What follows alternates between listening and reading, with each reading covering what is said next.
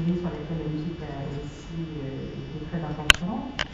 Et puis nous produisons en ce moment des séries plutôt politiques. Nous venons terminer une fiction sur la Capitaine Barca avec Gilles Silapi. Et nous sommes en tournage de la Sabelle avec lequel je partenaire. Voilà. Bonsoir, je m'appelle Fabrice Nadal, je suis patron des éditions EMI Music Publishing. EMI Music Publishing, c'est une très grosse boîte d'édition, c'est la plus grosse boîte d'édition dans le monde et en France. Et donc, d'abord, je suis très content d'être là parce que franchement, j'avais jamais entendu parler du directeur et je trouve ça extra. Donc, je suis là pour vous rencontrer déjà. Donc, pourquoi je suis là d'ailleurs donc, nous, évidemment, une grande partie de notre chiffre d'affaires, c'était avec la synchro. C'est avec la synchro, avec la télé, pour l'instant, on est pas émis, on peut faire en pub ou dans le cinéma. Voilà, EMI Music Publishing, donc c'est un énorme catalogue, je crois qu'il y a 1 700 000 titres. Et notre rôle, évidemment, c'est d'exploiter le plus possible ce catalogue. Donc il y a des gens comme Sting, Rolling Stone, Michel Polnareff, et des gens plus nouveaux que ça, comme Nora Jones, James Blunt, etc. Donc voilà, on a fait une belle opération l'année dernière à propos de télévision, c'est-à-dire qu'on a, étant donné qu'on sous-édite tout ce qui est Fox Music, Fox, vous savez, c'est aussi bien X-Files que NYPD Blue, que Prison Break, etc., mais aussi dans le cinéma, Titanic, etc. Donc pour Prison Break, on a produit et édité avec Fox et avec une très belle opération avec la 6, un générique français d'un artiste rap qui s'appelle toujours Faf la Rage. Et je suis assez content parce que ça a été le single le plus vendu l'année dernière. Pour vous donner une idée, on a vendu à peu près 900 000 singles, enfin entre les singles et les ringtones, on arrive à 900 000. Donc ça, c'était une première opération.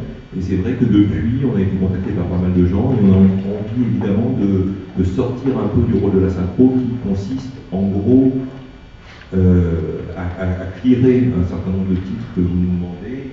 Ça, c'est très agréable évidemment parce que c'est intéressant. Mais peut-être encore plus intéressant que ça, c'est de travailler en amont avec vous pour vous faire découvrir des artistes, pour vous donner notre avis, si vous voulez bien, sur certaines musiques, certaines chansons, etc. Donc voilà. Bonjour, je suis aussi très content d'être ici parce que pour une fois qu'on parle de la musique et de la télévision, je suis ravi d'être là. Alors, je m'appelle Caroline Petit, je suis compositeur. Qu'est-ce que je peux dire? Des 160 BO quand même. Oui, en télévision, et ça va de Louis la Brocante au Thibaut, Sans Famille, des choses comme ça. Plus belle la vie aussi. Et donc c'est vrai que, bon, c'est pas toujours le parent pauvre la musique, il ne faut pas exagérer. Je pense qu'on pourra en parler. Il y a même des gens qui sont pas occupés vraiment, la preuve, c'est qu'on est tous ici.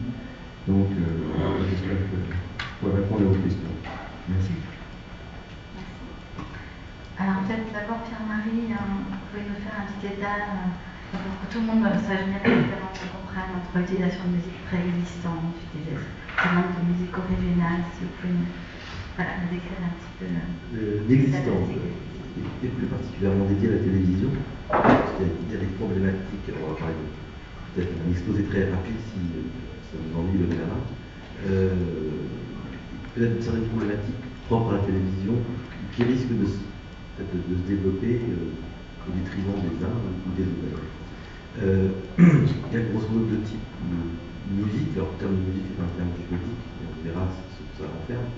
La musique dite originale et la musique préexistante. Ce n'est pas un terme juridique parce que dans la musique, on peut parler aussi bien de l'enregistrement d'une œuvre que de l'œuvre elle-même.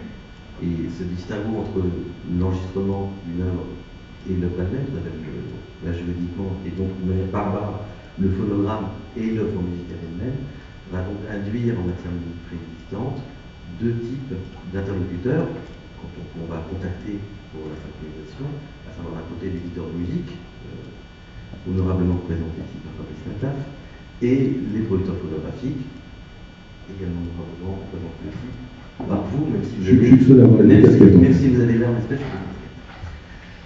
Dans le cas de la musique originale, le contact va se faire entre le producteur de l'audiovisuel et l'auteur-compositeur de la musique. Donc on va conclure un contrat de commande.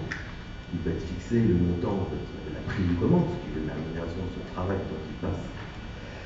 Et puis, là, généralement, on va rentrer en négociation, même si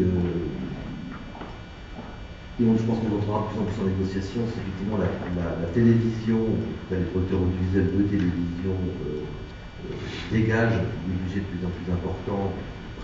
Pour la musique, naturellement, ça donnera lieu à des négociations aussi en quelques années, aussi parfois réduites. On les a dans le domaine du cinéma, donc avoir des montants de commandes relativement importantes en fonction de la notoriété des auteurs-compositeurs. Et puis une négociation qui va se porter, ou qui ne se portera pas d'ailleurs, ça dépend du producteur, du diffuseur et de l'auteur-compositeur, sur est-ce qu'on édite ou est-ce qu'on n'édite pas. À savoir, est-ce que le producteur audiovisuel sera également éditeur, seul éditeur ou producteur avec le diffuseur, c'est le producteur de l'œuvre musicale, ou est-ce que l'auteur pourra rester seul éditeur, ou est-ce que si l'auteur a pas de préférence avec un éditeur d'ores et déjà, peut arriver, est-ce que l'éditeur de cet auteur-compositeur accepte ou non que le producteur audiovisuel soit co-éditeur, ou est-ce qu'il souhaite conserver intégralement sur les œuvres. Donc on a dire, grosso modo, deux modes de négociation, direct, et puis un poste qui est comme indirect mais qui a son importance, parce que l'auteur-compositeur va assurer le suivi de la production, il y a une idée du son qu'il peut avoir, de ce qu'il est capable de proposer, qui est le budget d'enregistrement. Je pense que ça aussi, ça fait partie de l'enveloppe globale, où on inclut, l'idée du producteur, c'est combien coûte la musique, c'est combien ça me coûte la commande de la musique, combien me coûte l'auteur, et combien me coûte la livraison du master. Donc, quand tout cela est confié à la même personne, directement ou indirectement, c'est dans cette enveloppe globale qu'on va essayer de négocier et de faire l'arbitrage entre ce qui va revenir au compositeur et ce qui va revenir à la production de musique. Et ça, je vous en parlerai, je pense, sûrement beaucoup mieux que moi. Je ne pense pas que dans l'avenir, il y aura d'autres problématiques que celle-là, c'est-à-dire une question d'argent et de savoir qui détient les droits sur l'œuvre musicale. Parce que celui qui détient les droits sur l'enregistrement, c'est celui qui l'a payé. Généralement, ça ne pose pas de difficulté. Après, peut-être que notre interlocuteur à Grâce, ce sera le licencié, c'est-à-dire la maison de disque qui sera, espérons-le, intéressée à commercialiser le score, la musique originale faite pour le téléfilm, la série, sous forme de disque ou de fichier téléchargeable dans un futur plus que très proche. Donc, voilà à peu près les problématiques, en tout cas un exposé rapide des relations contractuelles.